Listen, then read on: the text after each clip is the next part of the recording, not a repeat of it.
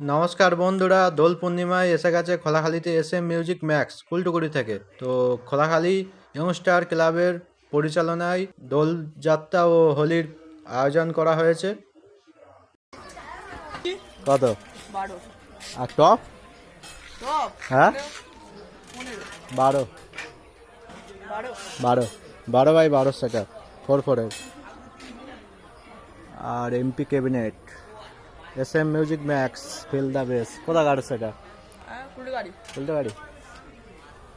খোলাখালী দোলযাত্রা উপলক্ষে চলে এসছে এসএম মিউজিক ম্যাক্স।